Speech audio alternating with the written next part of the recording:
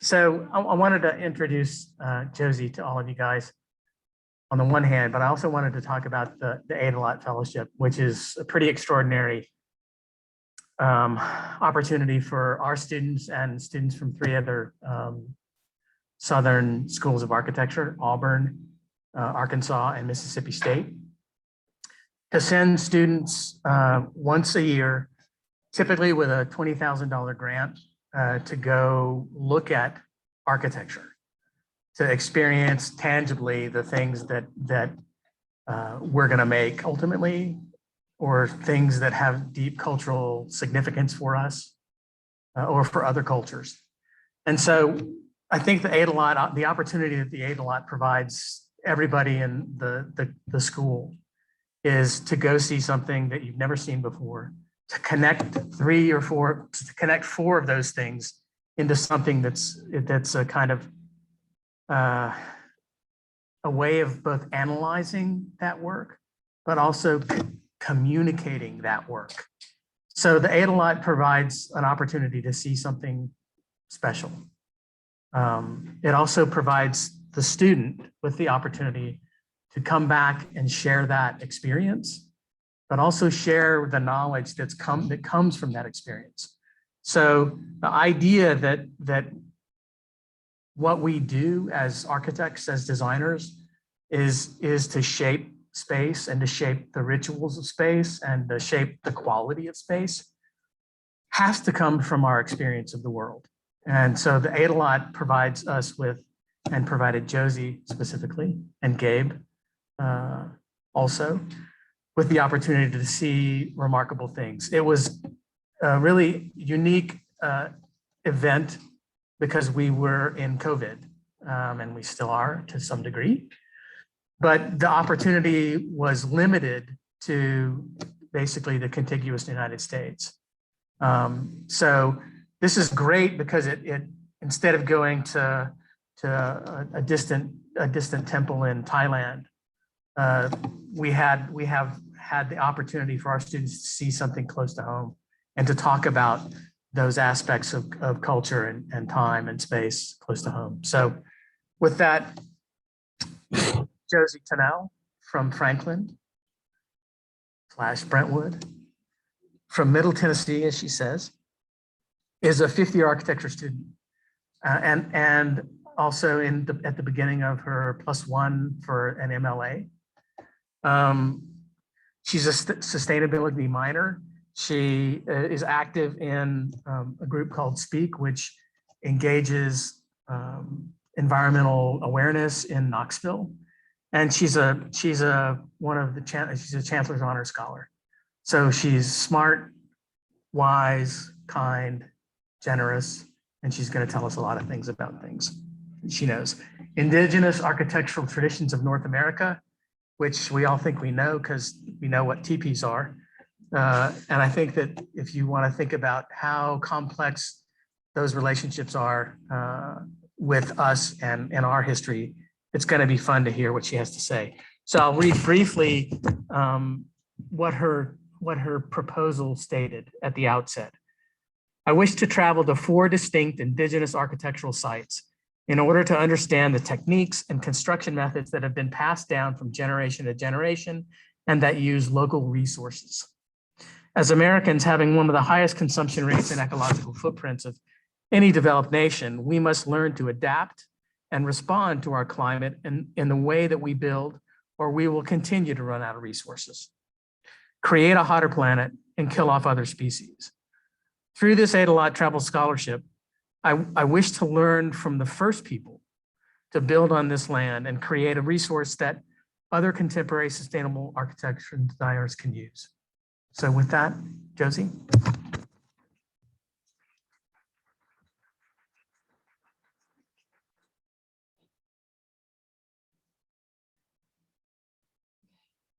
Hello, everyone. Thank you all for being here.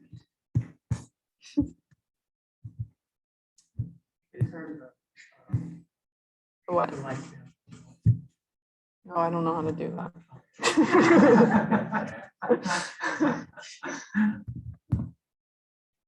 Great.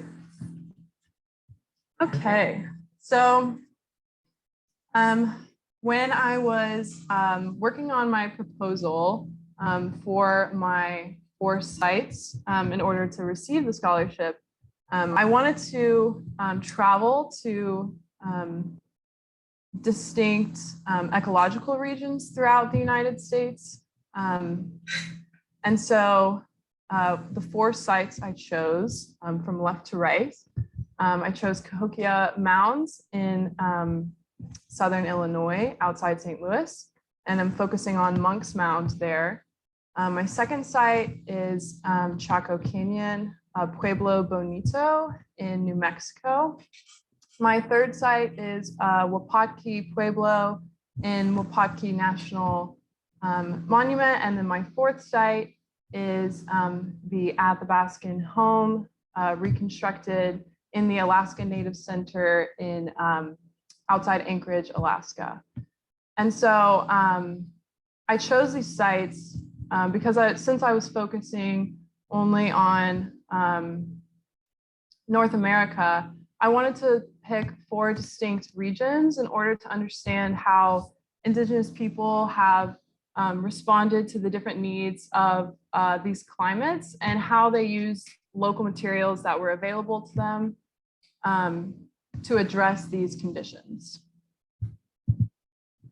So this was my first site, the rolling hills of Cahokia Mounds. Now they've been reclaimed by grass, and they've been eroded down. So the site feels very natural, but it's actually, these are constructed mounds. So some of the mounds are used for burial purposes, and some of the other mounds are used for platforms for wooden structures to sit on top of them. And so here at Cahokia Mounds, there are several mounds here, but the main mound is Monks Mound.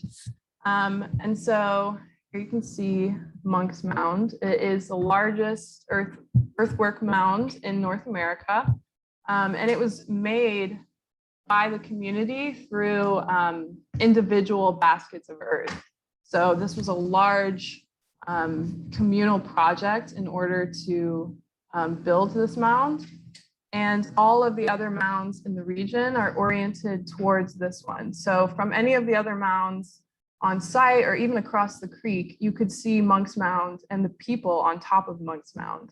So it is very distinct social and political and religious icon in the landscape.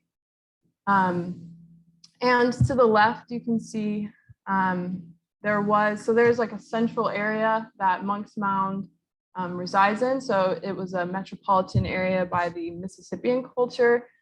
And so a lot of people lived here, like large political leaders of the Mississippian group.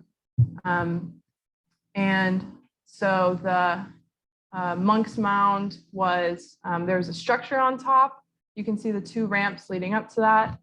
And that's where they would rule over the rest of the metropolis and also the rest of the region. And earthwork mounds are also traced all the way down to Tennessee. So there are some here, even in Knoxville, even on this campus, actually.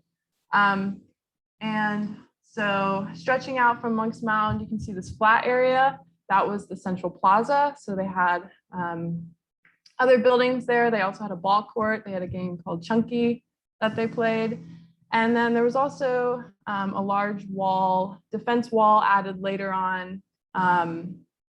And you can see that reconstructed to the left. And so for my site visit, one of the really cool things I got to do was go to the Gehring site, which is run by Professor Julie Zimmerman. And so this is an active dig site, obviously with a large hole in the ground. And so, you know, younger me had aspirations to be an archaeologist, and this quick visit made me realize I'm glad I did not enter that field. But it was very interesting. They really get to know the dirt there. And so at this site, It was an agricultural site, so it was like a domestic house. And there were two structures there, so you can actually see the evolution of the building in this one site, and in the different dark patches in the ground. And so understanding the archaeology of these sites was very important here and in some of the other ones to try to understand the culture that used to be here, and is not represented in any written language or text or anything like that. And also, so understanding it archaeologically, but also, there all is still oral traditions passed down from Indigenous communities that are originated from this area. So piecing the two together was an experience that was common throughout my travels. And on the right, you can see the sun calendar, or the wood henge as they call it. And solar orientation was a big factor in all of my sites. And so the sun would align with different posts at different times, and it would indicate a different event. And Monks Mound was also perfectly aligned with a certain time of year when it would align with one of the ramps, and you could see the sun coming up aligned with the mound. So the sun calendar was unearthed due to archaeological excavations. So it was just an interesting aspect of the site. And another landscape feature of the site is these borrow pits. So this is where they borrowed the earth to make the mounds. And so they distinctly selected soil types, sand and silt versus clay, for its water retention or drainage properties in order to build the mounds. And so for me, walking around the site, it was really beautiful seeing how nature has reclaimed this into a wetland. Just looking at that harmonious relationship between excavation for building and reclamation from the land. My second site was Chaco Canyon National Historical Park. This one is in the desert of New Mexico, in the middle of nowhere. And so driving up to it, I had to stay like an hour away from where it was. So driving up to it, you have to drive like 30 minutes on a gravel road to get there. I was going to go back a second day, but I didn't because it was so hard to get here. And so Chaco Canyon is very distinct for these sandstone mesas that you can see behind the building. So this is where the material for the Great Palaces actually comes from. It comes from these mesas. And the landforms are significant also due to solar orientation and alignment. And the buildings also respond to these conditions. So this is Pueblo Bonito, which is the largest Great Palace that is in Chaco Canyon. Has over 600 rooms. And on the left, you can see my tour guide, Aydelott Winters, who is of the Navajo Nation.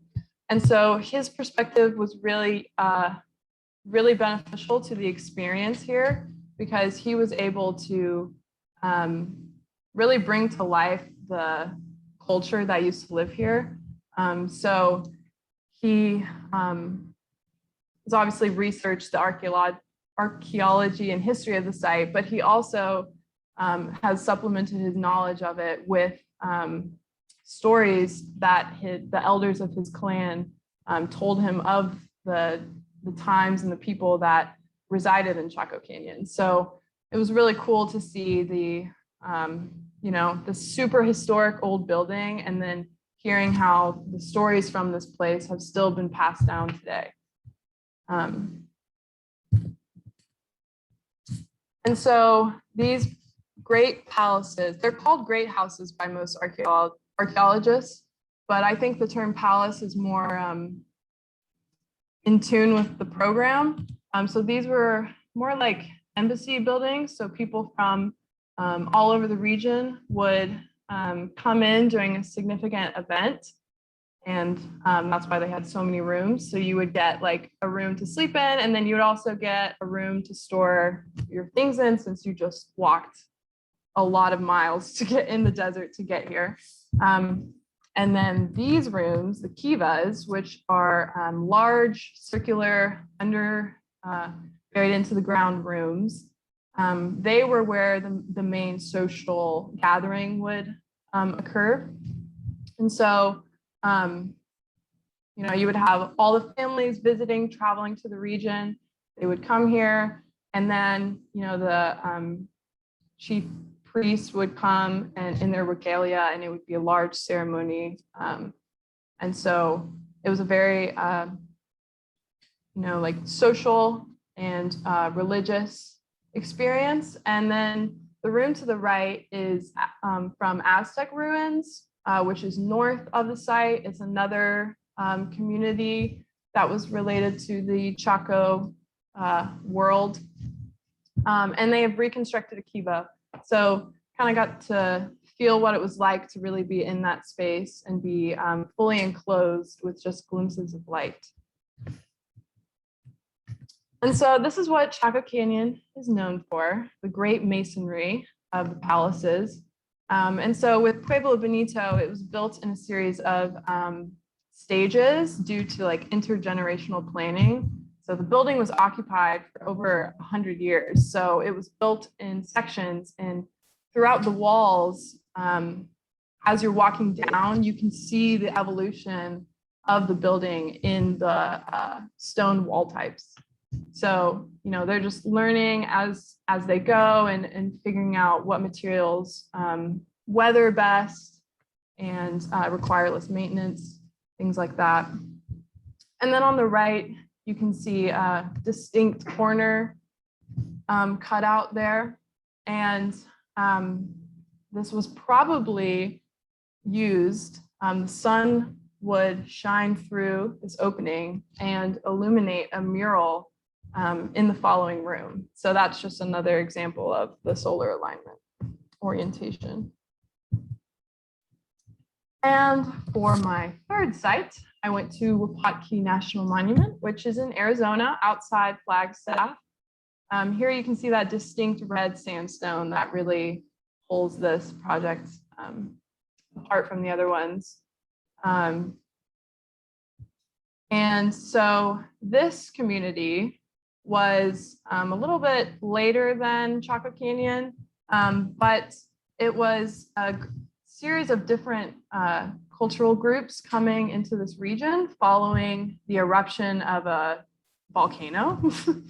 And so they were able to stay in this area due to the soot from the volcano. It actually helps their agricultural fields because they actually did farm in the middle of the desert, and it was able to sustain everybody. And so here you can see this is Wupatki Pueblo. So they, rather than building next to the mesas like in Chaco Canyon, they built right into them. And that is a very common feature throughout all of the buildings on this site. And the building is, to get from room to room, you have to go through the roofs. And so the sectional quality is a lot greater here with the circulation. And that is something that's commonly seen in pueblos in New Mexico today. So that has still been passed down. And here you can see the masonry of Wupatki Pueblo, where it's really integrated into the surrounding rock. You can see on the right-hand side where the wooden posts were fitted into the masonry. And this masonry type is very good for the desert because it retains heat in the frigid winters, but also cools the building down in the really, really hot summers. And it helps protect, is structurally sound for the wind. The wind here was crazy. I almost got like knocked off one of them while I was walking around. And so these are two other buildings at the site. This just really shows how they used the sandstone outcrops as foundations. And also on the left, on the Box Canyon one, you can see where they not only used red sandstone, but they also used limestone. And in one of the other sites, they used black volcanic rock. And so it's just a great indication of them using any and all natural resources around the area. And so here, this is a national park. And so further along the park is Sunset Crater. So this is the volcano that erupted 100 years before people came into the area. And a lot of the trails were actually closed off because there were a lot of wildfires in the area. So it's very jarring to see these effects of climate change as I'm studying environmental sustainable design. And then on the right, you can see the San Francisco Mountains. These mountains are very sacred to the Hopi people that are in Arizona. And so that just really shows that there's a lot of oral traditions that originate in the San Francisco Mountains or are placed there. And so it just shows that this region is, the origin spot for a lot of various cultural groups that are still doing their thing today. This is my final site, the peaceful, beautiful Alaska Native Heritage Center. So the main goal of the Heritage Center is to show the 6 different cultures that originate in Alaska. So Alaska has a wide variety of different ecosystems and climates. And so all of the buildings really show that. So the building on the left is from the Alaska area that's closer to the Pacific Northwest. So they have large cedar trees and they use woodworking. The notable totem pole originates from this culture. They use woodworking as a source of storytelling. And then the buildings on the right are for the Wupatki people. And these were made mostly out of driftwood because they are located in a tundra region. And so they don't actually have trees. So they collect driftwood and make their houses out of it. So this is the site that I'm focusing on, the Athabascan home. The Athabascan group is the largest group land-wise. They cover the interior of Alaska into Canada. And even though it's one name, there are very diverse clans within the Athabascan group as a whole, which just speaks to the variety of landscapes throughout Alaska. And so this group is nomadic. And so this was their winter home. And so since they are in a very forested area, they have access to a lot of trees. And so that's what they built out of.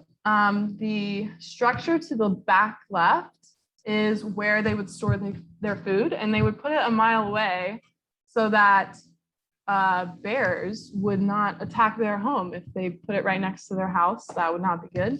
And it's elevated also for bears. And then the front, so the house is split into 2 sections. The front house is for cooking. As you can see, pictured to the left, there's a ventilation spot in the roof. And the 2 sections also help prevent bears from coming in, so that if they were cooking in the front half, they could close off the back half, which is more of like the dwelling unit for the family. And you can also see here, they use moss to infill between the logs as an insulation material. And so a really cool part about the Native Center was just learning about all the different cultures more like holistically. And so the image to the left, we sat and watched some of the dances of the Wupatki people. And so the dances symbolize, the different movements symbolize different meanings. So it's almost like you're, dancing a song that you would speak, but it's with the movements. And we also got to watch, they had kids playing some games that are common to the region. So that was fun to watch as well. But it just was really enlightening to see all of these communities so well represented and hearing about them from the Indigenous people themselves was also really influential to me. And it was just a beautiful place. Alaska blew me away. And then here are some other cool features from the site. The building on the left is the Inupiaq house. So these people live in the Arctic. So it is cold, no sun in the winter. And so these were underground. You had a tunnel to get in, and there was a little hole that would be the entrance to the home. And it was, they had to make it small so that a polar bear couldn't get in, because polar bears are the only animals that actively hunt humans. And so that had to be a design consideration. And then these buildings were also made out of whale bones. You don't see that here, but that is common because they also don't have wood up there. So they use driftwood, or they use whale jawbones, which are arched as their structural material. And then the building on the right is the Tlingit culture that I showed the cedar building earlier. This is an example of their woodworking, and it's just so beautiful to me. And each symbol represents something that's significant for the clan or the tribe. And so through experiencing 4 different, not only buildings, but also landscapes, it just was very inspirational to me to see how the Indigenous people have tackled huge issues through their resourcefulness and through just observing and understanding how the world and the land around them works, and utilizing things they learned from the land in order to build their buildings. So these are just some of my sketches throughout my travels.